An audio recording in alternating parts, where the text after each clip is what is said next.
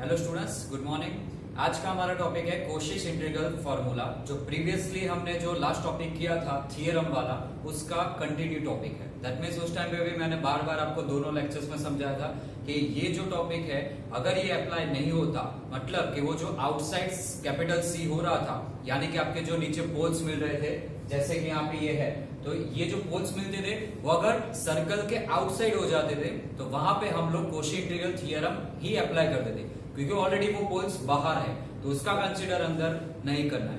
अब इसके अंदर क्या आएगा, ये जो टॉपिक है इसके अंदर inside the circle capital C होगा, मतलब कि आपके पोल्स इनसाइड होंगे, तब आपको ये अप्लाई करना है। बाकी दोनों का अल्टरनेट ऑप्शन सेम है। ओके, तो सबसे पहले तो आपका लाइन इंटीग्रल टॉपिक था, लाइन इंटीग्रल अप्लाई नहीं होता तो कोशी इंटीग्रल थ्योरम आएगा।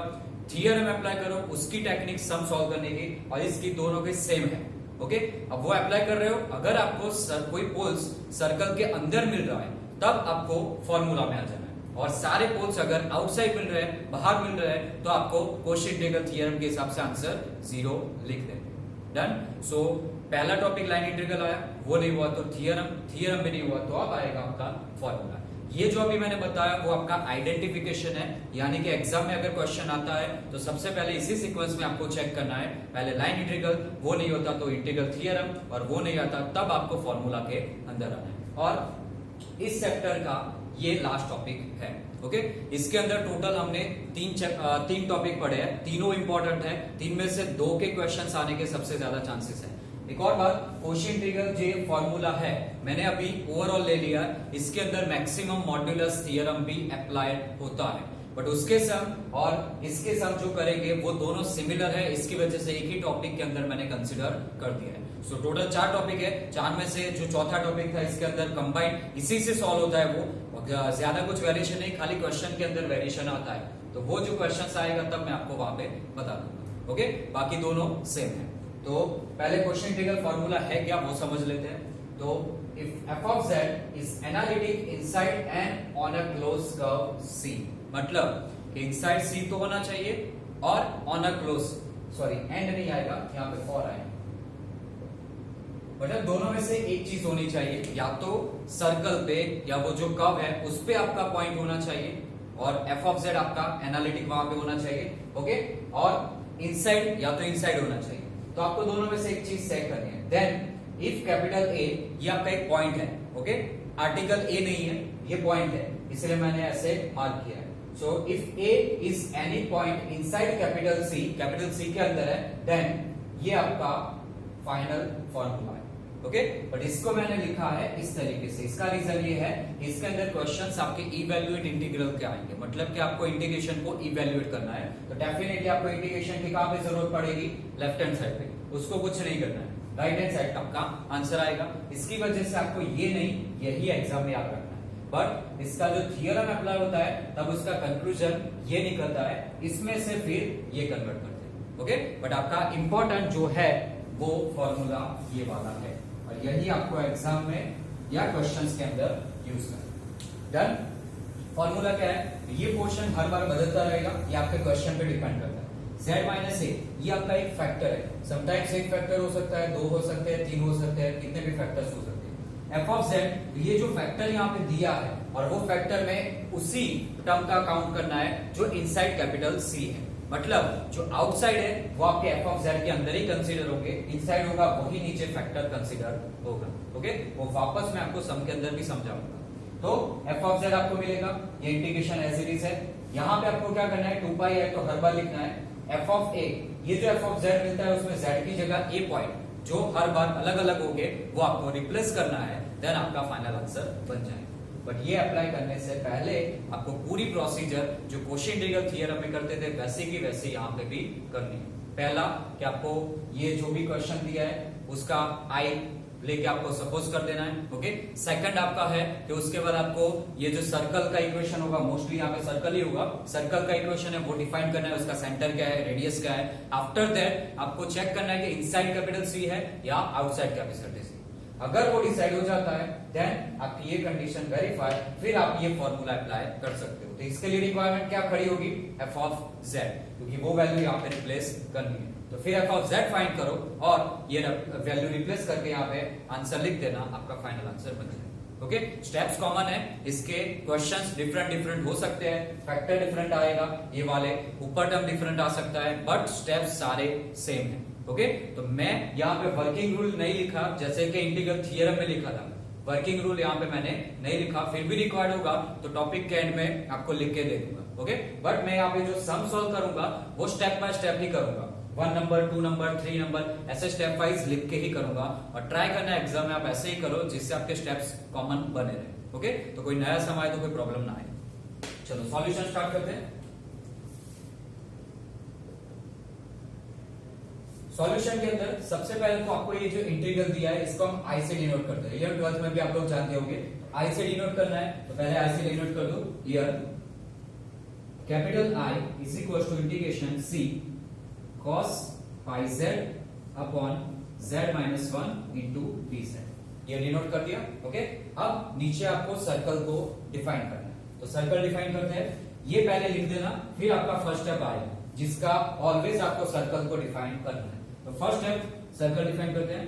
Here capital C is the circle define as mod z is equals to 1, sorry 2 यहां पे दिया है, mod z is equals to 2, circle define हो गया, इसकी सेंटर और रेडियस भी डिफाइन करना है।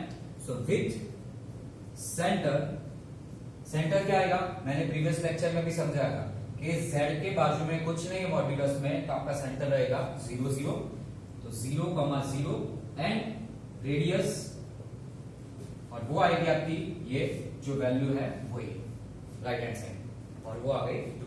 तो हर बार आपका फर्स्ट स्टेप यही रहेगा, पहले i इज इक्वल टू, इसको स्टेप नहीं बनाया मैंने, एज इट इज लिख दिया है, i इज इक्वल टू, इसको इमेजिन कर लेना, सॉरी मतलब सपोज कर लेना, देन फर्स्ट स्टेप आपका सर्कल डिफाइन कर लो। अब सेकंड स्टेप आएगा जिसके अंदर आपको इनसाइड आउटसाइड चेक करना है।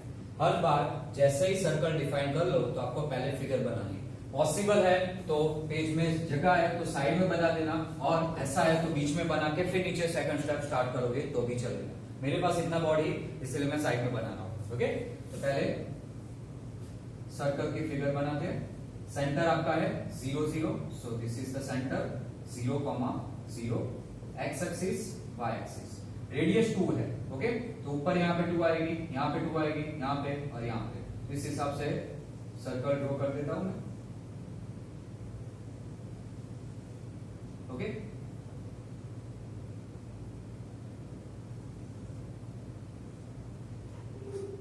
तो ये आपका रेडियस है 2, r इज इक्वल टू 2, ये आपका सेंटर आ गया 0 0, इसको ओरिजिन को भी नाम बोल सकते हैं। ओके, इसके अलावा अभी इसके अंदर और कुछ डिनोट नहीं करना। अब आपके पोल्स यानी कि ये वैल्यूज जरूरत पड़ेगी, ये पोल्स आपको यहाँ पे डिनोट करना है। ओके, तो पहले पोल्स फाइंड करते हैं। तो पोल्स के लिए मैंने बताया था आपको, टेक जो डिनोमिनेटर है पूरा 0 ले लो, z minus 1 is equal to 0, then z is equal to 1 is a pole, done, ये पॉइंट मिल गया या पोल मिल गया। ओके, तो z इज इक्वल टू 1 मिल गया। अब ये इनसाइड है या आउटसाइड है वो चेक करना है। तो उसके लिए आपका जो सर्कल होता है उसका इक्वेशन है, उसके मॉड्यूलस के अंदर z की वैल्यू सब्स्टिट्यूट करना है। So now for z is equal to 1, modulus के अंदर सब्स्टिट्यूट करो, मॉड्यूलस z के अंदर सब्स्टिट्यूट करो 1, तो 1 का मॉड 1 ही रहेगा। ओके, आपका ये वैल्यू क्या है 2, इससे ग्रेटर देन है या लेस देन वो हमें चेक करना है। तो 2 बड़ी है, ये छोटी वैल्यू है, यानी कि आएगा लेस देन 2। लेस देन का मतलब ये है कि ये पॉइंट आपका सर्कल के अंदर होगा। ये मैंने यहाँ पे डिफाइन किया, बाकी फिगर से भी पता चल सकता है। अगर मैं देखूं तो ये मेरा 2 पॉइंट है, क्योंकि रेडियस 2 है, डेफिनेटली ये 2 वाला पॉइंट होगा, ये भी 2 होगा, ये -2 और ये -2, यानी 2 का गैप है, और मुझे आंसर मिला है यहाँ पे mod z का 1, तो 1 तो डेफिनेटली अंदर ही होगा। ओके, तो z is equal to 1 point कहां पे होगा, यहाँ। Clear? So z is equal to 1, आपका पोल अंदर आ रहा है, तो यहाँ पे डिफाइन कर लो, hence z is equal to 1 is inside capital C। Done, इतना हो गया। चलो इनसाइड डिफाइन हो गया। अब आपका थर्ड स्टेप आएगा जिसके अंदर अब डेफिनेटली ये क्लियर हो गया है, इनसाइड है मतलब मुझे ये थ्योरम अप्लाई करना पड़ेगा। इसके लिए आपको एफ ऑफ जेड एज्यूम करना है। एफ ऑफ जेड एज्यूम करने में खास ध्यान रखना, ये हर बार ये डिफरेंट होता है। एफ ऑफ जेड में क्या करना है, जो आपके इनसाइड पॉइंट मिले हैं ना, ओके, किसका मिला है, z इज इक्वल टू 1, यानी कि एक्चुअली इसका फैक्टर क्या है, z माइनस 1, इस साइड आए तो जैसे ये था, तो ये जो फैक्टर है ना, ये फैक्टर आपको i के अंदर जहां पे भी है वो एज इट इज रखना है। उसके अलावा बाकी जो टर्म बचता है that is f of z, जैसे कि यहाँ पे दे सकते हो, ये आपका फैक्टर जिसके अंदर इनसाइड कैपिटल C हो रहा था, ओके, तो ये इनसाइड कैपिटल C है, तो ये z माइनस से एज इट इज है, बाकी जो रिमेनिंग टर्म है that is f of z। तो यहाँ पे ऐसे ही z minus 1 as it is रहेगा, तो बचेगा cos पाई z, वो आपका क्या बनेगा, f of z। So here f of z is equal to cos pi z। ये सम सिंपल है इसलिए यहाँ पे पता चल गया। समटाइम्स यहाँ पे दो फैक्टर होंगे, एक इनसाइड होगा एक आउटसाइड होगा, तो आउटसाइड वाला आपके f ऑफ z के अंदर ही काउंट रहेगा, ओके। इनसाइड वाला होता है वही नीचे के नीचे एज इट इज रहता है, बाकी सब कुछ f ऑफ z के अंदर काउंट हो जाता है। वो एग्जांपल 2 आएगा तब हम देखेंगे। चलो, तो f of z is equal to cos pi z मिल गया। अब नीचे डायरेक्टली लिख सकते हो आप, आपने इनसाइड कैपिटल C चेक किया है, उसी में से f ऑफ z डिफाइन किया है, तो डायरेक्टली लिख सकते हो कि फंक्शन पे आपका क्या है, analytic, okay. So f of z is analytic inside capital C। Done, तो ये कंडीशंस तो हो गई, अब आप ये अप्लाई कर सकते हो। उसके लिए f ऑफ a फाइंड करना है, तो लास्ट स्टेप आपका आएगा fourth number, bye Cauchy's integral formula. Formula की वैल्यू पहले जो एक्चुअल है वो लिख देना, नहीं लिखोगे डायरेक्ट करोगे तो भी चलेगा, बट ट्राई करना कि जो एक्चुअल फॉर्मूला है वो पहले लिख दो। So integration over c, sorry close नहीं, over c f of z upon z minus a dz is equal to 2 pi i f of a। Clear, चलो ये आ गया। अब इसके अंदर हमारा जो आंसर है वो सब्स्टिट्यूट करो।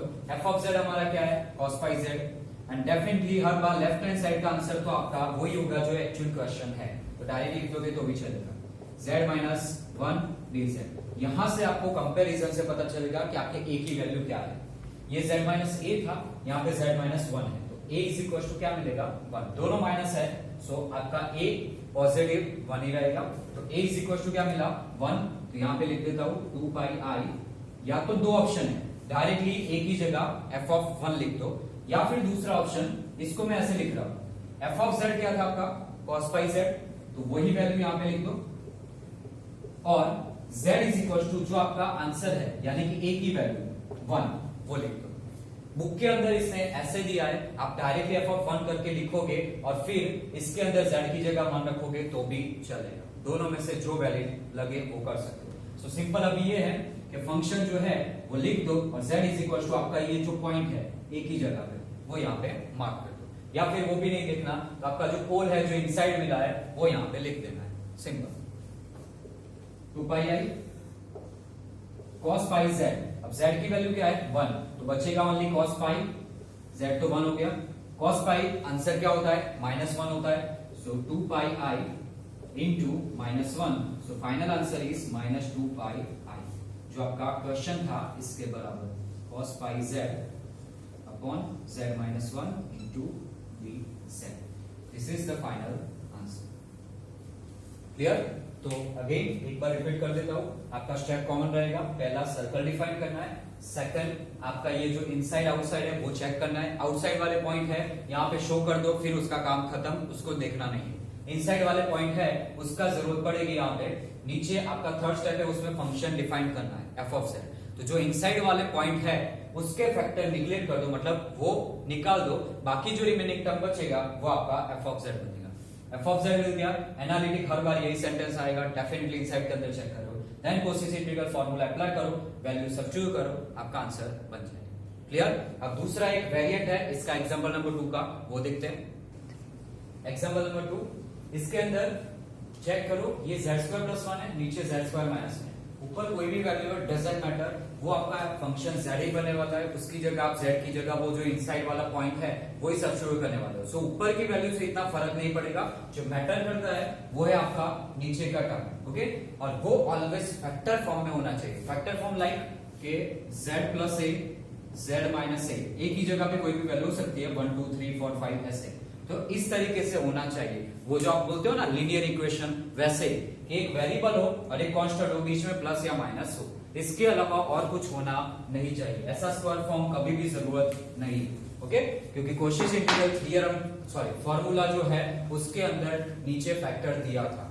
सो हम क्या करेंगे, पहले इसको फैक्टराइज करेंगे, ये तो नॉर्मली हो जाएगा, बट अगर आपको कोई क्वाड्रेटिक इक्वेशन दिया है डिफरेंट वाला, मतलब ऐसे z square minus 7z plus 5 ऐसे दिया है, तो पहले ऑलवेज इसका फैक्टराइजेशन कर देना और फैक्टर फॉर्म में सेपरेट कर देना, उसके बाद ही आपको सम आगे कंटिन्यू करना है। ओके, तो सबसे पहले वो स्टेप कर लेते हैं। सो पहले तो assumption i is equal to capital C z square plus 1 upon z square minus 1 dz। नीचे सिंप्लीफाई कर देता हूं फैक्टराइजेशन करके, z स्क्वायर प्लस 1, ये आपका a स्क्वायर, ये आपका b स्क्वायर, 1 का स्क्वायर भी लिख सकते हो, तो क्या होगा a माइनस b यानी z माइनस 1 और a प्लस b यानी z प्लस 1। डायरेक्टली इसके फैक्टराइजेशन हो गए। Okay, dz as it is. So ये आपका i मिला और मुझे अब इसका नहीं काम है, बस इसका ही काम करना है। डन, चलो ये फैक्टर आ गए। यहाँ पे नीचे दो फैक्टर है, तो डेफिनेटली आपके पोल्स भी दो मिलेंगे। चलो तो अब पहले प्रोसीजर स्टार्ट करते हैं, जैसे स्टेप बाय स्टेप था मैंने अभी प्रीवियस समय समझाया वैसे ही करना है। तो फर्स्ट स्टेप आपका आएगा सर्कल डिफाइन करो। So here C is the circle define as,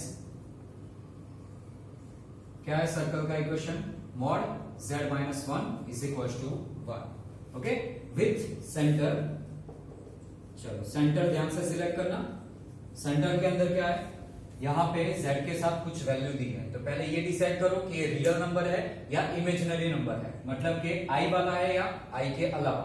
i वाला नहीं है मतलब कि आपका x कोऑर्डिनेट होगा, अगर i वाला होता तो वो y कोऑर्डिनेट होता। सेकंड थिंग, माइनस आपके सर्कल के फॉर्मूला के अंदर है, तो अगर यहाँ पे माइनस वैल्यू दी है तो आपको प्लस सिलेक्ट करनी है। ओके, और अगर प्लस दी है तो ही आपको माइनस सिलेक्ट करनी है। सेंटर के पॉइंट के बारे में बात कर रहा हूं। डन, समझ में आ गया। जैसे कि अभी यहाँ पे क्या है 1 रियल नंबर, यानी क्या आएगा x coordinate. Okay, minus sign के साथ दिया है तो माइनस 1 मुझे नहीं लेना है, प्लस 1 लेना है। ओके, सो सेंटर आपका x कोऑर्डिनेट रहेगा 1, i वाला गिवन नहीं है मतलब y कोऑर्डिनेट रहेगा 0। और इसमें प्रॉब्लम आए तो मैंने आपको तरीका सिखाया है, z की जगह x प्लस आई वाई इसके अंदर रख के फिर मॉड्यूलस का फॉर्मूला अप्लाई करना, आपको यही सेंटर मिल जाए। ओके, एंड रेडियस आपकी राइट हैंड साइड पे जो वैल्यू है दैट इज 1, तो रेडियस 1 आ गई। चलो सर्कल डिफाइन कर लिया, अब पहले इसकी फिगर बनाओ। मैं यहाँ पे कॉर्नर में फिगर बना रहा हूं।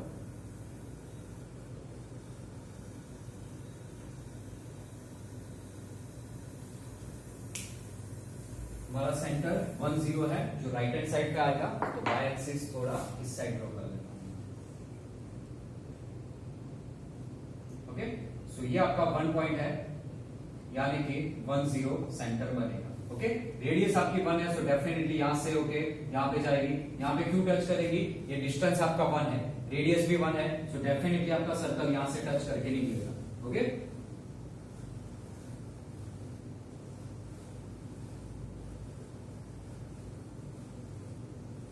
ये आपका सर्कल बन गया, इसकी रेडियस शो कर दो। रेडियस है r is equal to 1, x axis and y axis. अब आपके पोल्स जो आएंगे वो इसके अंदर जरूरत पड़ेगी। चलो तो पोल्स फाइंड करते हैं। सो टेक आपका पूरा का पूरा डिनोमिनेटर इज इक्वल टू 0 ले लो, ये वाला, तो z minus 1 z plus 1 is equal to पूरा का पूरा 0 ले लो, तो आपको पोल्स क्या मिलेंगे, then z is equal to पहला मिलेगा माइनस 1 इस साइड जाए तो plus 1 and z is equal to ये इस साइड जाए तो प्लस 1 होगा माइनस 1। ये आपको पोल्स मिले, आर पोल्स। डन, ये पोल्स जो है वो फिगर में भी डिनोट कर लो। तो z is equal to 1 plus 1 कहां पे आएगा, x एक्सिस पे, यानी कि यहां पे आएगा। तो ये जो सेंटर है आपका वही क्या बना, pole. Okay, z is equal to क्या है -1, तो -1 किस साइड आएगा, इस साइड आएगा। और हम लोग यहाँ पे z इज इक्वल टू +1 मिला, -1 मिला, हर बार x से क्यों सिलेक्ट कर रहे हैं, क्योंकि ये रियल नंबर है। अगर ये i वाली वैल्यू मिलती, z is equal to i मिलता, तो इसको मैं y एक्सिस पे डिनोट करता। ओके, तो ये खास ध्यान रखना। तो -1 है, तो ये आएगा आपका z इज इक्वल टू -1। यहाँ पे क्लियर दिख रहा है -1 आउटसाइड द सर्कल हो रहा है और z इज इक्वल टू 1 है, वो इनसाइड द सर्कल हो रहा है। ओके, सो डेफिनेटली उस तरीके से आपको यहाँ पे नीचे मिलना चाहिए। चलो आप शो करते हैं।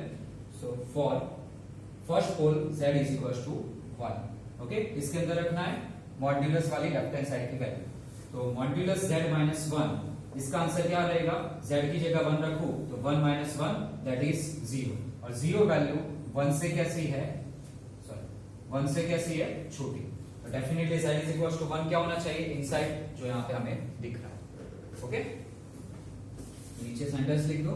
सो z is equal to 1 is inside the capital C, inside the circle capital C।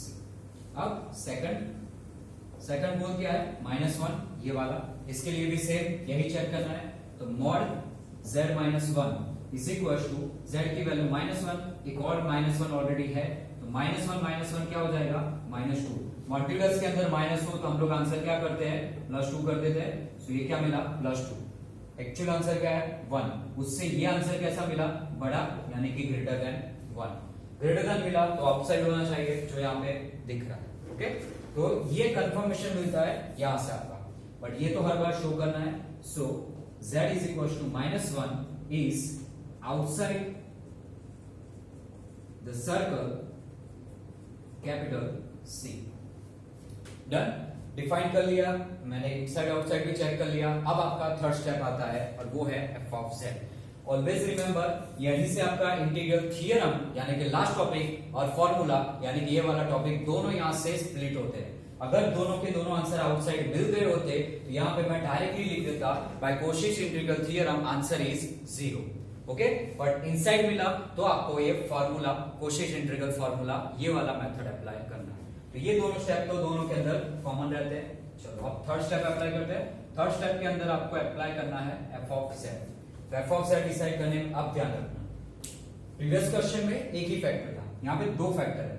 आपको कौन सा फैक्टर पहले इग्नोर करना है, जो इनसाइड द सर्कल C है। Inside the circle C z is equal to 1 है, यानी कि ये वाला point. Okay, z is equal to 1 ये आइडिया ना आए तो 1 को इस साइड ले लेना। क्या फैक्टर मिला, z माइनस 1, वो ये फैक्टर है अपना।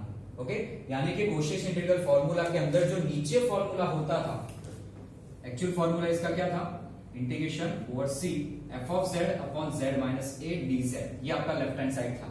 ओके, तो ये जो फैक्टर है वो इनसाइड कैपिटल C होता है, और वो यहाँ पे कौन सा मिला, z माइनस 1। तो ये ऐसे किस रहने दो, बाकी जो रिमेनिंग टर्म बचा, यानी कि ये पूरा आउटसाइड आपको इसके अंदर ही काउंट करना है। ये जो इसके अलावा बाकी जो टर्म बचा, ये वाला पोर्शन, ये आपका बनेगा f ऑफ z।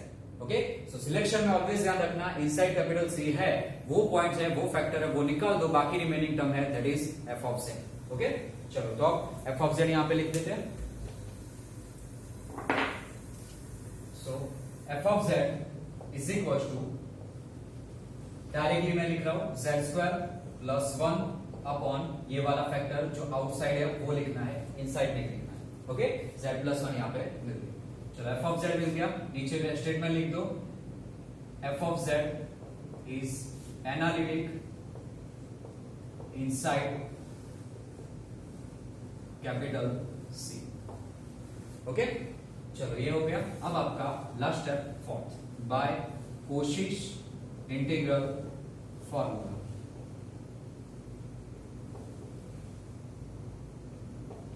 उसके ऊपर से पहले तो पूरा स्टेटमेंट लिखो, integration over C f of z upon z minus a dz is equal to 2 pi I f of a।